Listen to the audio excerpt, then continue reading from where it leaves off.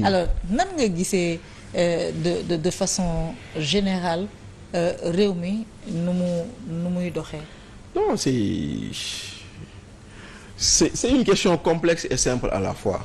Gis nga May, on a des stagiaires à la tête de ce pays. Des stagiaires. Ah, des stagiaires. moytul en plus d'une procédure de licenciement ñu woo la de. Mais c'est des stagiaires, ils apprennent l'état, dañuy jàng lan mooy état. Ah bon? Oui, dañuy jàng luy état, dañuy jàng luy administration, dañuy jàng lan mooy gestion d'un pays. On a des stagiaires à la tête de ce pays. Donc c'est normal que ñuy daw di mbëkk mur bi, lampe yi di toj, ñuy defaraat pneu yi. Le temps que ñuy am la bonne direction, on est là. Donc tey jii nii loolu moo nekk nii. Maintenant ce pays-là ñun ñëpp ñoo ko bokk. Maintenant ceux qui disent oui bravo et nous ceux qui disons comme nous que c'est pas bon ñun ñëpp bëgg réew mi moo tax ñuy wax. Maintenant il ne faudrait pas qu'on réduise le pays à des gens pour ou des gens contre parce que man avant élection yi daan naa wax naan le premier défi pour le prochain président de la République c'est la réconciliation nationale. C'est de réconcilier le pays. Loolu laa doon wax man. Le pays est toujours très fracturé. Le pays est plus que fracturé parce que aujourd'hui le baromètre mooy ku bokk ak ku bokkul ci projet bi te projet boo xam ne gisagoo ko. Et pour la petite histoire fonctionnaires yi ñu doon xas noonu ñoo ko nekk di bind te commencé nañ ko bind.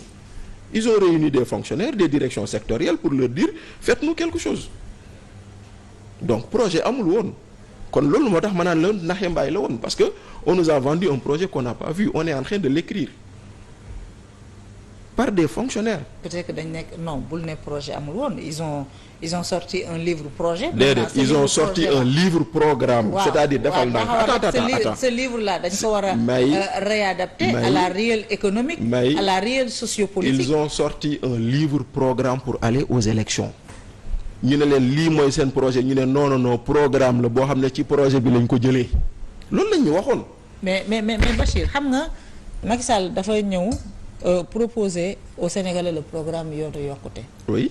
bi mu ñëwee proposer au Sénégal le programme yoonu yokkute mu ñëw fekkoon Ablaye Wade di dawal la SNDS.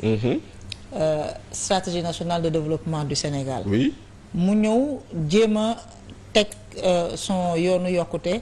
Il se rend compte que ça ne marche pas. Oui. Mais Macky Sall dafa xaaral rek. Oui. Macky Sall dafa dem requérir ay savoir-faire tëgg plan Sénégal émergent le premier séminaire de bi ñu def sur le plan Sénégal émergent pour càmbar ko waa McKinsey ñëw di ko proposer c'était en septembre 2013.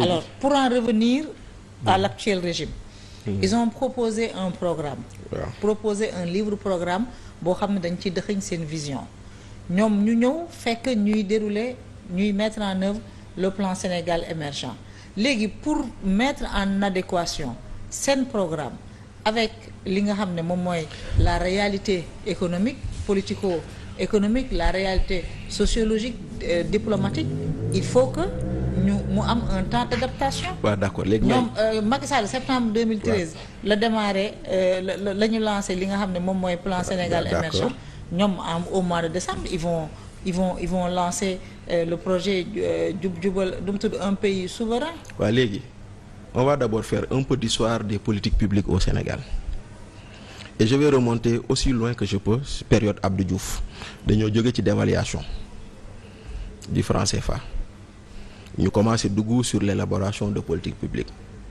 ñu commencé wax au niveau international annulation de la dette des pays les plus pauvres li ñuy wax la dette des PPT pays pauvres très endettés ñu commencé dugg ci loolu Abdou Diouf avait compris qu'il pouvait bénéficier de ça en ce temps-là le Sénégal n'était pas PPTE le Sénégal était PMA pays moins avancé yaa ngi dégg et je me souviens Ablaye Wade ba Abdou Diouf quand Abdou Diouf a demandé à ce qu'on déclasse le Sénégal de pays moins avancé à pays pauvre très endetté Ablaye Wade avait dit c'est manquer d'ambition que de vouloir rentrer dans le cercle des pays pauvres endettés mais Abdou Diouf lu mu si jublu woon mooy une annulation de la dette parce que c'est les pays les plus pauvres lañ doon annuler seen dette ñu topp initiative boobu ba mu ñëw ñu am lu ñuy wax le point d'achèvement entre 2001 et 2002 les bailleurs disent Sénégal dañ leen di annuler seen dette mais en contrepartie le service de la dette mettez-le dans des investissements. C'est en ce moment qu'on a commencé à parler de DSRP, document de stratégie de réduction de la pauvreté. ñu ñëw DSRP 1, DSRP 2 et les gens ont dit mais écoutez, réduire la pauvreté ce n'est pas un programme économique. ñu jógee ci DSRP indi DPES, document de politique économique et sociale, moom moo indi alternance. Macky Sall am programme am tuddee ko yoonu yokkute, ñoom ñu xool nu ñu dajalee ñaari programme yooyu teg SNDS. Donc c'est tout à fait cohérent. Maintenant bu fekkente ne nag ñoom dafa ñëw mu gis ni SNDS bi ce n'est pas un facteur accélérant mu dugg ci PSE, c'est son droit aussi, mais loolu mooy évolution. moo nekkoon vision finale am bi mu jéemee contracter son programme ak politique économique yu mu fi fekk.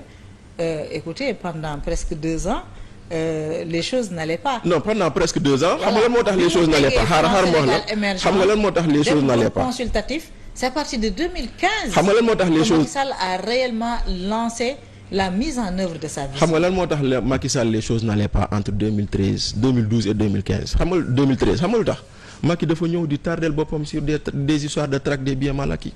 Loolu moo ko sonal au lieu de travailler mu nekk fi di topp ay nit. waaw mais la SNDS fësalul woon trop sa vision. Loolu moo ko sonaloon politique économique. loolu moo ko sonaloon. Maintenant il a fait le PSE, quand il a compris que poursuivre des gens pour les traquer ça peut plaire aux gens alors que ça ne peut pas faire développer ce pays, il a changé d'orientation et c'est heureux qu'il ait changé d'orientation. Maintenant loolu mooy dem. Maintenant nag ñii dañoo ñëw toog nee ñu lu fi nekk baaxul, ñun dañoo yor projet bu kenn gisul mu doon projet naxee mbaay. Et ça me rappelle le jeu qu'il y avait dans les années 50 là qu'on appelle le schmilblick, les choses qu'on recherche et que personne ne trouve. ñu ngi nekk di ko bind, nañ xaar ba xam lu ñu koy bind. buñ ko bindee ba xam ko dinañ xam fu ñu jëm, mais pour l'instant il y a pas de projet, pour l'instant il y a pas d'orientation.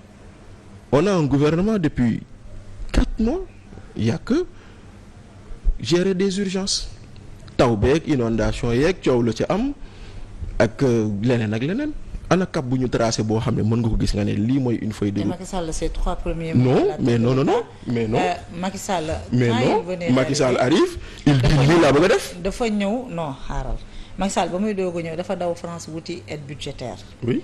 Aide budgétaire pour financer la campagne agricole, pour financer le plan Takkal parce que boobu ñu ngi nekkoon ci coupure électricité yu metti ak pour faire face à des urgences. Le plan Takkal c'est Karim Wade qui l'a lancé de. D'accord. Non, Macky Sall l'a poursuivi. Non, bi mu ñëwee plan Takkal dafa soxla woon xaalis donc ba mu demee wuti aide budgétaire dafa financer plan Takkal, financer la campagne agricole ak d'autres types d'urgences. Tout à fait. wàññi li nga xam ne moom mooy dund bi.